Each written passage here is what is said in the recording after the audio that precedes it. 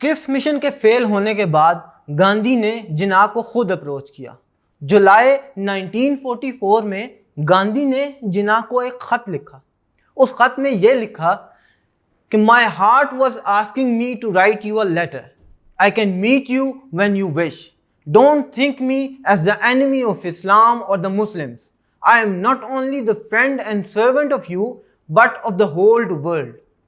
Don't disappoint me. Quaid Azam ने गांधी के इस लेटर का जवाब काफी मुस्बत अंदाज में दिया। मीटिंग का टाइम अगस्त 1944 में रखा गया, लेकिन ये मीटिंग डिले हुई और सितंबर 1944 में ये मीटिंग की गई। इस मीटिंग में कायदे आजम ने यह कहा कि रादर देन हम वर्बली एक दूसरे से मिलें और डिस्कशन करें, क्यों ना हम खत्तो खताबत का सिलसिला शुरू करें ताकि रिकॉर्ड में ये बात रह जाए कि किस लीडर ने क्या बात की है और आगे आने वाली नस्लें इन चीज़ों को देख लें और पढ़ सकें कि कौन सा लीडर क्या बात करता आया है। उस वक्त गांधी ने कायदे आज़म को ये बताया कि वो एज एन इंडिविजुअल मिलने आया है, किसी पार्टी को या कांग्रेस को रिप्रेजेंट नहीं कर रहा।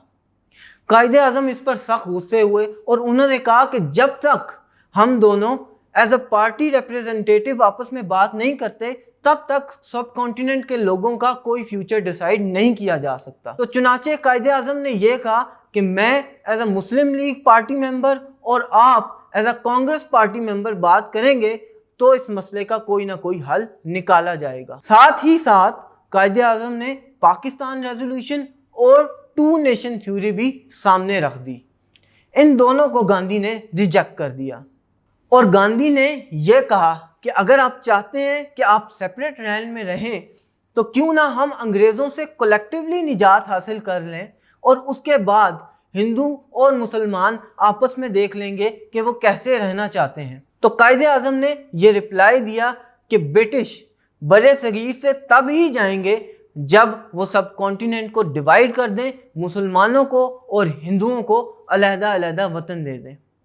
साथ ही साथ उन्होंने इसको कांग्रेस की कनिंगनेस, चीटिंग और हिपोक्रेसी भी कही कि वो किस तरह मुसलमानों को डील करते हैं।